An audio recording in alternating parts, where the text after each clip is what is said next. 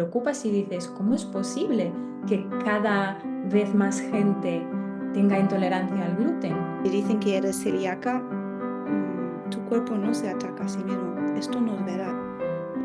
O, por ejemplo, la gente que da negativo a todas las pruebas y aún así tiene reacción al gluten, habla a favor de lo que nos dice Anthony, ¿no? Que realmente no es el gluten en sí. Y cuando realmente entendí que mi cuerpo no se estaba atacando, fue como, dije, ¿cómo siquiera lo pude haber pensado? Entonces es más fácil al revés. Creo que es mejor probar a dejar, no probar a esperar ver si el síntoma sale cuando tomas gluten. Bienvenidas. Hola. Hola. ¿Qué tal? Bienvenidos a todos también que nos pueden estar escuchando, que nos pueden estar viendo. Hoy vamos a hablar del gluten, que es otro de los alimentos que nos recomienda comer Anthony William. Y vamos a mirar un poco el porqué del gluten. Em, Hay mucha gente, aparte de la comunidad de Medical Medium, que está preocupada por el gluten. Es un tema muy grande, ¿no? O por intolerancia al gluten o celiaquia. Pues vamos a mirar todas estas cosas un poco, dónde se encuentra el gluten, qué es el gluten y si queremos, cómo podemos evitarlo. ¿Qué os parece? Empezamos. Buenísimo. Vale, nosotras, ¿por qué intentamos no comer el gluten según Anthony? ¿Qué pasa qué es el problema? Agustina, El ¿quieres silencio. compartir tu historia? No sabemos, ¿por El qué? ¿Por silencio de qué? siempre. Bueno, porque el gluten es es uno de los alimentos que le llaman problemáticos porque alimentan los patógenos, los virus y las bacterias, y eso se alimenta. Uno de los alimentos que más le gusta es el gluten. eh, y esto, bueno, porque la ciencia no la pública y la conocida, les encanta alimentar los bichitos en los laboratorios con estas cosas, ¿no? Con el gluten, con lácteos, con metales como el mercurio. Y además, bueno, son alimentos que están muy transformados genéticamente, ¿no? Entonces, para el cuerpo ya de por sí, aunque sea sano, últimamente el gluten ya no es ni el gluten, ni el trigo, digo, ni el centeno, ni la cebada, ni la espelta, ya no es lo que eran hace muchos años, ¿no? Exacto, sí. Yo, Mariana. sí, yo incluso antes de conocer a Anthony William, ya había dejado de comer los cereales por completo, no solo el gluten, porque como tú bien dices, Petra, es que hay mucha gente preocupada por el gluten sin haber conocido ya la información de Anthony. Y, y es verdad que tiene sentido, ¿no? Porque cada vez hay más gente que presenta síntomas de intolerancia, ¿no? Que su cuerpo reacciona después de ingerir el gluten. Y entonces solo, por ejemplo, en España cada vez, creo que cada año crece un 30% el número de personas diagnosticadas con celiaquía. Wow. Entonces yo creo que es normal, ¿no? Que nos preocupe este tema y a mí siempre me ha resultado muy interesante, no solo porque yo misma he sufrido los síntomas de intolerancia al gluten, sino como profesional de la salud, ¿no? Te preocupas y dices, ¿cómo es posible que cada vez más gente tenga intolerancia al gluten? Y antes, por ejemplo, no pasaba. Y creo que lo que más me hizo entender, me ayudó a entender de toda la información de Anthony William, es eso, de cómo es posible que hay gente tan Mm, mayor, ¿no? Todos conocemos a algún anciano que ha comido gluten, en general, cereales con gluten toda la vida y a lo mejor sigue comiéndolos y no les pasa nada. ¿Y cómo es posible a la vez que haya tantos niños, tantos jóvenes y adultos ahora que no soportan o presentan síntomas de intolerancia al gluten. Eso es lo que me hizo pensar, ¿no? Porque siempre he admirado a esos ancianos cómo pueden comer los cereales con gluten y a mí me pasa eso, ¿no? Y Anthony explica muy bien, si fuera el gluten en sí el que crea la respuesta, el que activa la respuesta inmune, ¿no? Para ser, para tener esa intolerancia o incluso celiaquía, entonces todo el mundo tendría ese problema o hubiera existido incluso antes. Esa gente mayor hubiera tenido los mismos síntomas o el porcentaje de la gente en generaciones mayores tendría que ser muy parecido al porcentaje que vemos hoy en día y sin embargo no es así. Así que invito a la gente que piense un poquito sobre esa idea porque me imagino que todo el mundo conocemos a algún anciano que sigue pudiendo disfrutar de gluten sin problema. Para esto está muy bueno lo que dices, está mucho a pensar pero para aclarar, a lo mejor hablamos del gluten, pero ¿dónde encontramos el gluten? Todos los cereales lo tienen, ¿cómo podemos evitarlo? Porque cereal no iguala a gluten, ¿no? Hay ciertos que lo contienen y otros que no. Sí, el gluten, bueno, yo que voy a hacer también una aclaración porque si soy argentina, en Argentina se le llama TAC, que es trigo, avena, centeno y cebada. Y en Mm, realidad porque en Argentina no existe la avena que no contenga gluten, porque toda la avena, si bien no tiene gluten en sí mismo, está procesada en fábricas donde se procesan otros cereales con gluten. Entonces no existe la avena sin gluten. Y mucha gente de Argentina cree que la avena contiene gluten naturalmente, y eso no es así.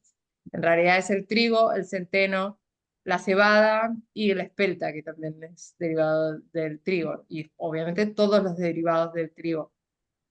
Luego sí es cierto que hay cereales o hay productos que no contienen gluten en sí mismos, pero se procesan en fábricas que trabajan otros cereales o otros productos con gluten y entonces sucede lo que se llama contaminación cruzada, que son partículas muy, muy chiquititas que ni siquiera se pueden detectar, pero que para alguien que tiene celiaquía, como es mi caso, o sea, no, yo tenía que mirar, yo fui diagnosticada celíaca mucho antes de conocer esta información y tenía que mirar las etiquetas. Hay gente que tiene reacción enseguida, hay gente que no tiene reacción enseguida, de cualquier manera siempre está bueno como chequear que no contiene gluten o a veces abajo ponen, en general están obligados en la mayoría de los países hoy por hoy, ponen negritas, ¿no? Si tiene algún alérgeno y por ahí te ponen abajo, ¿no? Esto está procesado en fábricas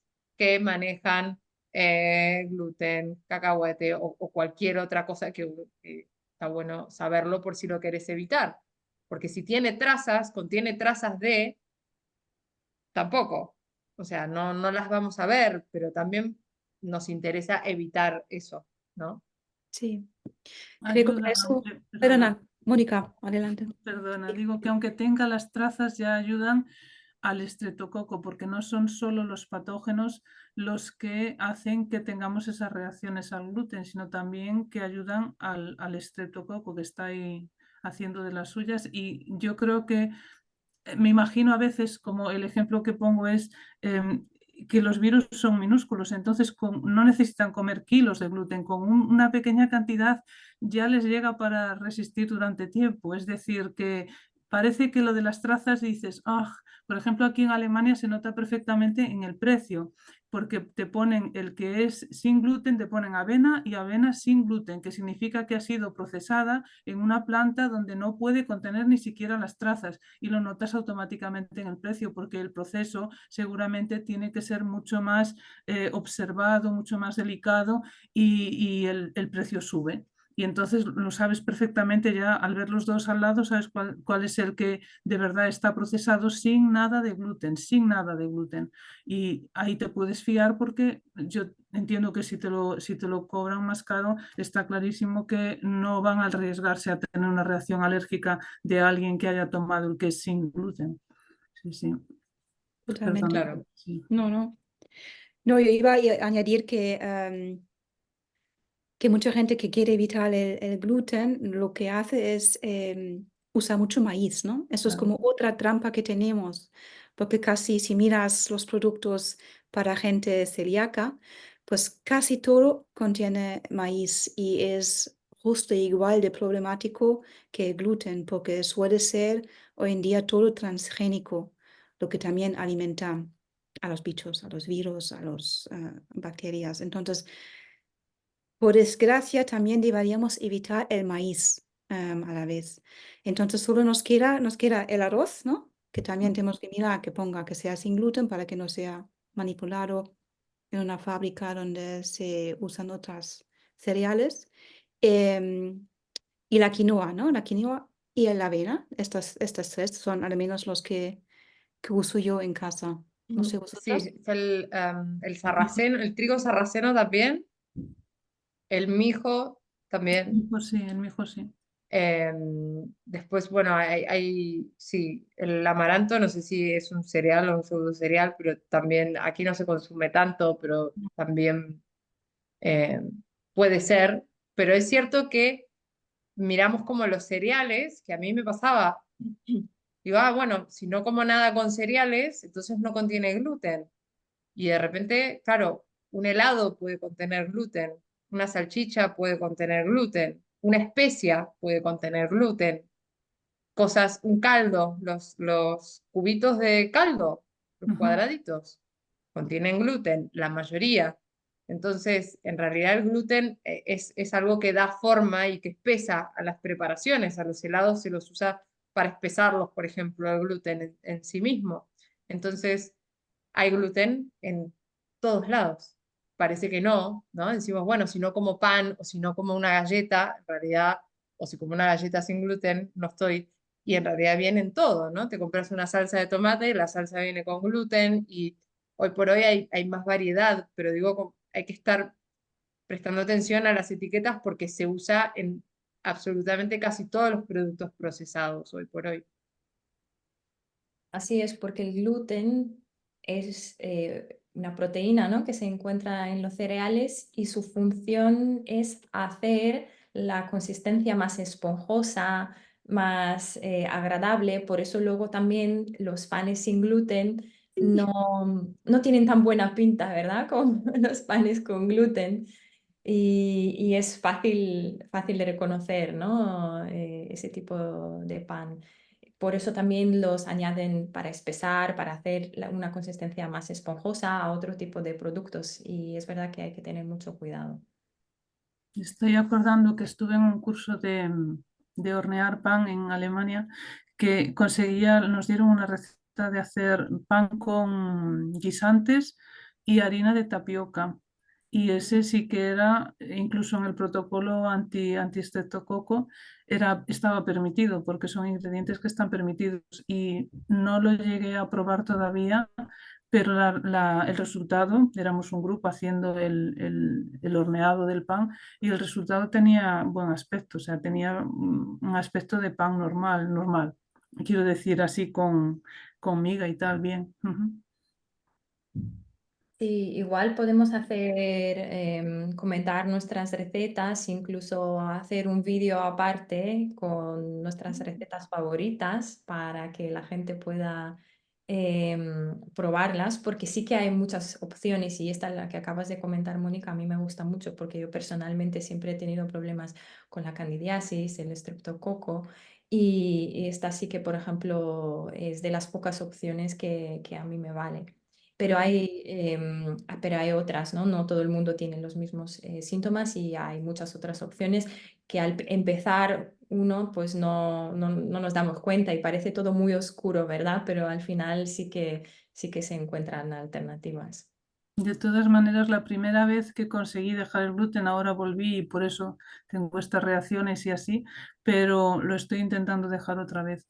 Pero lo que más me ayudó al principio fue lo de las patatas, o sea, si sustituyes entre medias, entre horas, cuando te da las ganas, porque te da como una necesidad de tomar el pan entre horas o de masticar algo. Y si tienes patatas ahí de reserva en la nevera, eso lo puedes usar y se te quitaban las ganas y se consigue, o sea, porque puede parecer muy difícil al empezar, pero se consigue dejar, sí.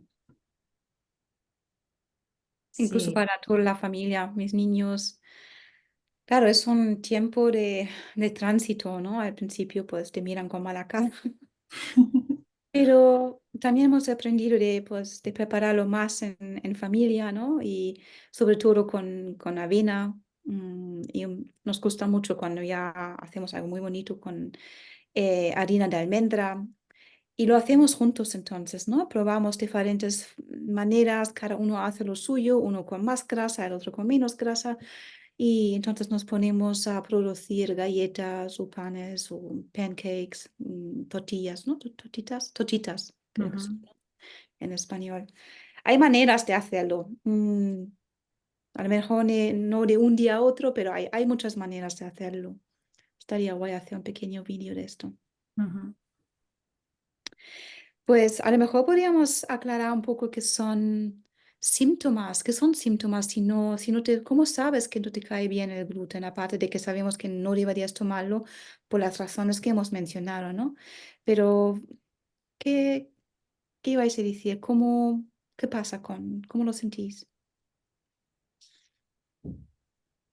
A mí Para Yo creo mí que el ¡ah! acné, A lo perdón, mejor para algo mí el porque... acné, o sea, lo Ah, estoy, en cuanto el cuerpo tiene un poco más de fuerza, porque estoy volviendo a incorporar el zumo de apio y el batido poco a poco y así, y se nota que ya el cuerpo empieza a reaccionar. Para mí es el acné y también últimamente lo noté en las infecciones de orina. ¿Sí? Eso también me parece que está relacionado también por lo menos con el estreptococo. Y el estreptococo se alimenta del gluten, o sea que está ahí. Y está claro que cuando vas quitando a lo mejor te puede dar alguna reacción, pero después a la larga yo me fijo en vosotras tres y tenéis las pieles más limpias y más tal, porque ya lleváis tiempo con el protocolo y yo llegué a tener, o sea, llegué a estar en ese punto de que no estaba así con la piel como vuelvo a estar ahora. Se notan, va haciendo efecto, no el primer día, no el segundo día, pero para mí las reacciones en la piel se notan. Mm. Yo, por ejemplo, el acné que mencionas, ahora mismo pues se ve más limpio, pero estaba en un estado muy grave. No. Entonces, yo también tenía acné quístico, que sé que duele, ¿no? Grande y rojo y duele. Y era horrible, ¿no? Aparte de toda el trauma, ¿no? Yo qué sé, por el aspecto, ¿no? Que tiene, sobre todo cuando tienes, no sé, 20 y pico años y tu cara, pues parece un tomate, es horrible, ¿no? Y sí que me di cuenta muy pronto que el gluten alimentaba ese acné, incluso antes de conocer a Anthony, simplemente pues probando, ¿no? Sí, muchas cosas podemos verlas escuchando nuestro cuerpo, la verdad. Luego también tenía muchos problemas de candidiasis sistémica de todo tipo. El estreptococo, el hinchazón abdominal, incluso llegó a ser tan grave que me dolía, era muy doloroso. Es que muchas veces al comer, a mí me pasa incluso con los cereales sin gluten, aunque coma la avena sin gluten, la que está procesada en los establecimientos especiales y no contaminada, incluso en ese caso. Se me hincha mucho la tripa y hasta tal punto que me duele y no puedo moverme. O sea que yo en mi caso he tenido mucho estreptococo y la verdad que evito todo tipo de cereales. Y bueno, muchos otros síntomas, por ejemplo, mucosidad, un poco así en la nariz, notaba mucha mucosidad, incluso por la mañana al despertarme. Así que bueno, es una lista muy larga, pero igual es interesante saber que hay muchos síntomas hoy en día ya que se relacionan con la intolerancia al gluten. Agus nos puede contar más sobre su diagnóstico, ¿no?, de celiaquía, pero en general es interesante saber que ya no se habla de la enfermedad. em, en términos gastroenterológicos, ¿no?, sino que tiene otro tipo de síntomas que no tienen nada que ver con nuestra digestión. Sí, a mí lo mío era la digestión. Yo tenía la panza así, gigante, siempre, 24 horas. Todo me hacía doler la panza, me daba muchos retorcijones, pero además tomaba té y me pasaba lo mismo, tomaba agua, estaba todo ya tan inflamado que tenía mucha constipación, no, estreñimiento. Iba al baño una vez a la semana. Oh, Imagínense lo que era eso, un dolor de panza y bueno, ya desde, no sé, desde los 18 por ahí haciéndome pruebas a ver qué sería. Finalmente me dan una médica ayurveda con la que yo me estaba tratando en ese momento, que me estaba haciendo comer mucho ghee porque era supuestamente la clave para, para sanar la digestión, que por supuesto no funcionó. Me dice, ¿por qué no probás una alimentación sin gluten? Y antes de hacerme ningún estudio, yo dejé el gluten y fue un cambio brutal. Después, bueno, tuve una pancreatitis, terminé en el hospital y aprovecharon mm, para hacerme la biopsia de duodeno para saber si tenía celiaquía o no, y efectivamente salió que sí, que era celíaca. Entonces dije, qué bien, porque ahora tengo una respuesta, ¿no? Y bueno, y ahí ya empezamos, ¿no? Bueno, pero esto es autoinmune. Y bueno, pero ¿y por qué? No, bueno, porque tu cuerpo se ataca, pero porque al de al lado no. Y entonces, bueno, yo seguía investigando, ¿no? Y otro gastroenterólogo me dijo, no, no, vos no debes ser celíaca. Y me hizo comer gluten. Me dijo, come gluten una semana y te hago otras pruebas, porque yo me había hecho la analítica y la analítica había dado negativo, y los anticuerpos muy comúnmente dan negativo y después la biopsia te puede dar positivo. Entonces comí una semana de gluten y aproveché a comer todo eso que llevaba un tiempo sin comer. Dije, no me estaba emocionando mucho, pero dije, bueno, voy a aprovecharme, comer unos alfajores, que son unas cosas dulces, una bomba que se come en Argentina. Y después de eso estuve un mes y medio con un dolor de panza, náuseas, un malestar que no había manera, un dolor de cabeza. Y el hombre me decía, no sos celíaca. Digo, pero, y fui a otro gastroenterólogo y me dijo, es que llega un momento que da igual. Me dice, si vos comes esto y te hace mal, es que ya está, o sea, y ahí fue cuando dije, bueno, listo, yo no necesito ninguna etiqueta, nadie que me diga esto te hace mal. O sea, claramente lo que escuchar a nuestro cuerpo, que es algo que no existe en esta sociedad prácticamente, porque si el médico te dice que no, entonces me debo estar equivocando yo. Y entonces yo comía y me hacía mal, y digo, esto no tiene sentido. Y ahí mejoré, dejé el gluten definitivamente, mejoré muchísimo, muchísimo. Y dije, listo, ya está. Pero no. Siempre es como vas mejorando un pasito, pero no termina ¿no?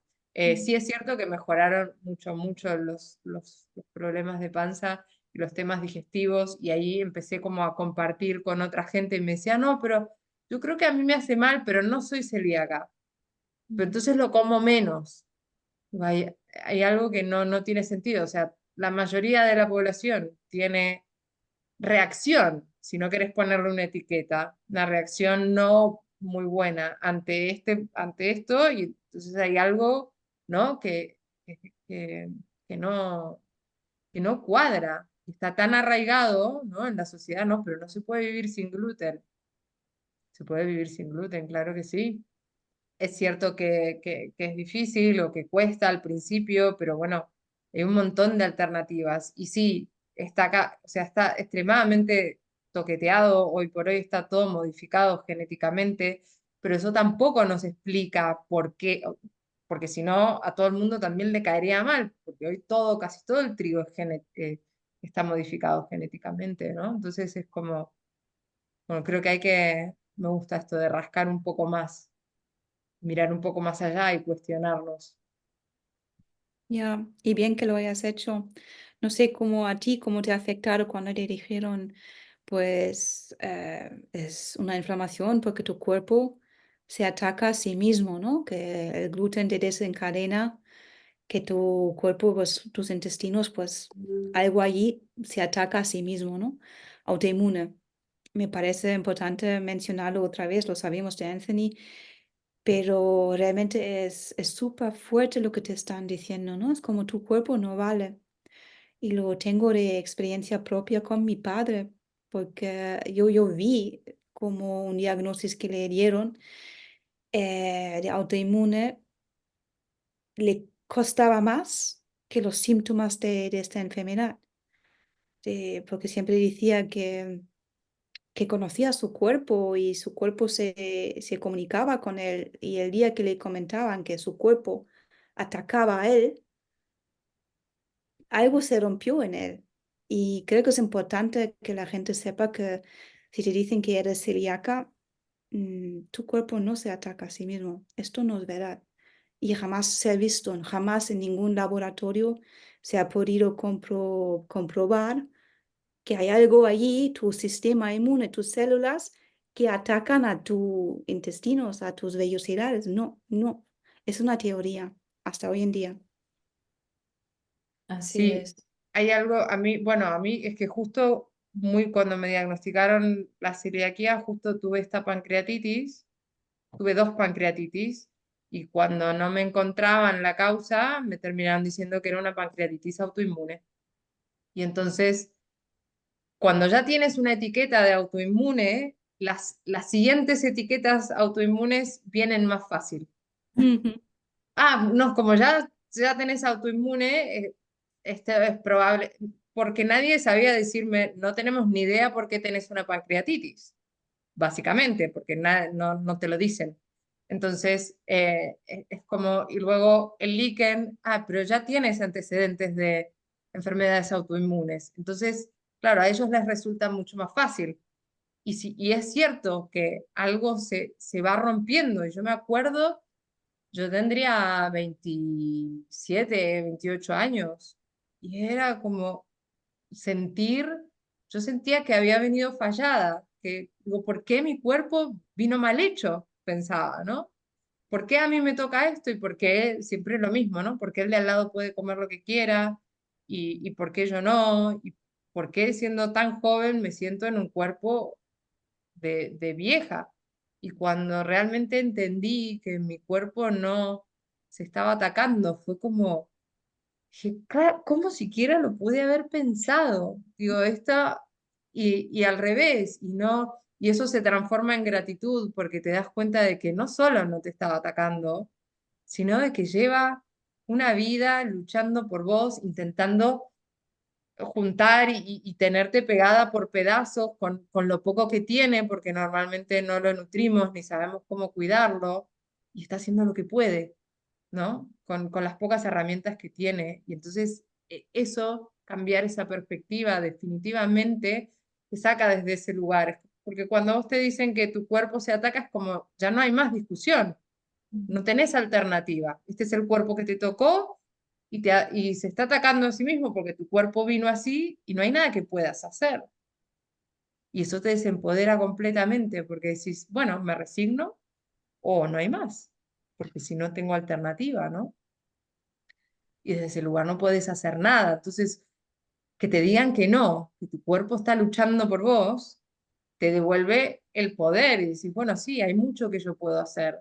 Esto no me define, esta etiqueta es simplemente una manera de decirme, no sabemos qué pasa. Entonces, como no queremos hacernos cargo de que no sabemos qué te pasa, vamos a poner que el cuerpo te está atacando. Así es culpa tuya, una vez más, y nosotros no tenemos nada que ver. Tómate esta pastilla y seguimos. Sí, yo creo que también es importante saber que es justo gracias a esta etiqueta autoinmune y la relación, ¿no? que esta teoría hace entre las enfermedades autoinmunes ha contribuido a que ahora hay tanta gente diagnosticada, ¿no? Y que cada año hay mucha más gente diagnosticada como celíaca, porque se hace el screening a esa gente que tiene otras enfermedades autoinmunes, aparte de diabetes y síndrome de Down, creo que son los más comunes relacionados, ¿no? Como con la enfermedad celíaca. Entonces, claro, aumenta el número de los diagnosticados, pero a la vez lo llaman el iceberg estadístico, creo, porque se calcula que lo que hay diagnosticado es solo un 30% o así, ¿no? de la población total que realmente tiene intolerancia al gluten.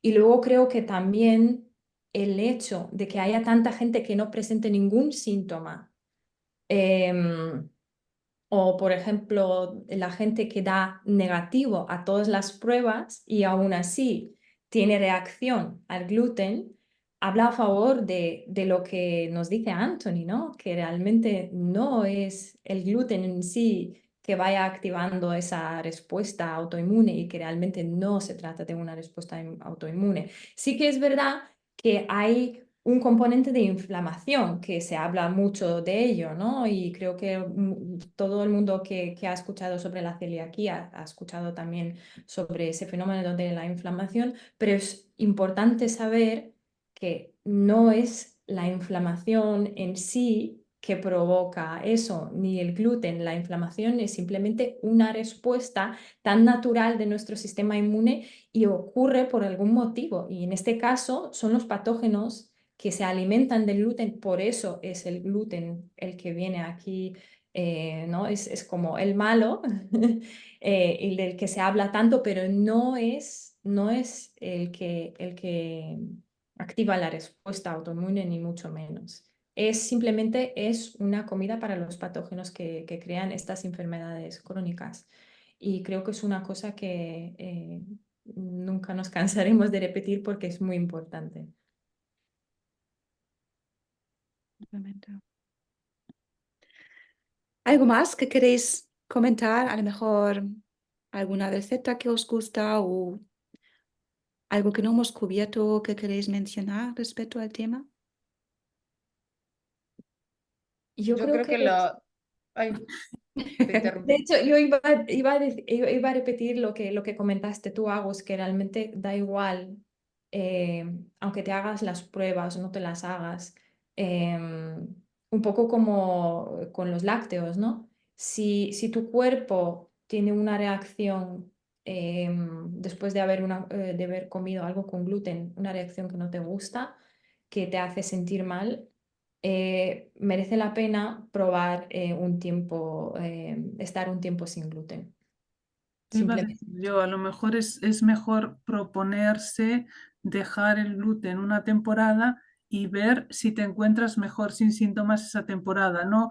Porque observar si el gluten es lo que te hace daño puede ser complicado si estás tomando también huevos y si estás tomando también lácteos y tal. Observar si es justamente el gluten, pero si lo quitas sí que vas a notar si a lo mejor te hace una mejora. Entonces, prueba, pero al revés, prueba a dejarlo una temporada, dite pues un mes, 2 meses, 3 meses, ideal sería todavía más tiempo, pero prueba y obsérvate cuando lo dejes, porque probar la reacción que tienes cuando lo tomas puede ser de otras cosas. Entonces, a lo mejor no es tan fácil de detectar si es de eso, o si solo estuvieras tomando gluten y ya no tuvieras ningún otro alimento problemático, sería fácil de detectar. Y si ya conoces toda la teoría de Anthony, te has leído los libros y ya sabes, pues seguramente ya detectas también más fácil. Pero si todavía estás al principio y estás tomando todos los alimentos problemáticos, está claro que no vas a tener tan fácil detectar qué es lo que te está dando el síntoma. Entonces, lo que es mejor es probar, pero al revés. Prueba a dejar esto, prueba a dejar también los lácteos, prueba a dejar los huevos.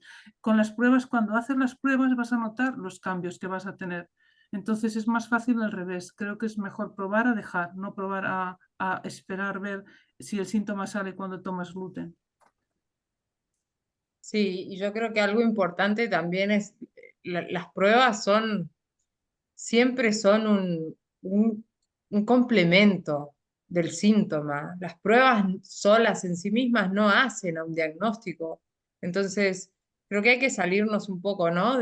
No digo que no puedan ser útiles en determinados momentos, sino puedan apoyar o ayudar a reforzar, digamos, si el médico cree que es por ahí, ¿no? Que sirven para ayudarnos a saber si vamos bien encaminados, pero basarnos todo en una prueba, porque la mayoría de la gente que conozco me ha dicho, no, pero mis anticuerpos dan negativos o mi biopsia, pero es que hay tantas cosas que no salen en las analíticas, son tan poco precisas. Y si no tenés un médico que pueda abrirse y mirar un poco más allá, eh, con las pruebas solas, si te sigues sintiendo mal y tus pruebas dan geniales, algo que no cuadra. Al final, el cuerpo es el que nunca miente, ¿no? Para mí no hay mayor indicador que eso. Entonces, basarnos solo en las pruebas, yo no me quedaría ahí, yo buscaría un poco más. Y sí, evidentemente incomoda sacarnos, ¿no? Todo esto que nos gusta tanto y que nos bombardean, porque está por todos lados. Nuestra cultura, la cultura occidental, consume mucho gluten y no es fácil al principio, pero te acostumbras a todo y te puedo asegurar, a mí todavía el día de hoy, tengo mucha gente que me pregunta, ay, pero ¿no te encantaría comerte? No, no cambio por absolutamente nada volver a sentirme así. Entonces, cuando recuperas la salud, de verdad que no hay pedazo de pizza que me vaya a tentar otra vez, de ninguna manera. Y sé que parece impensable al principio, pero se puede, definitivamente.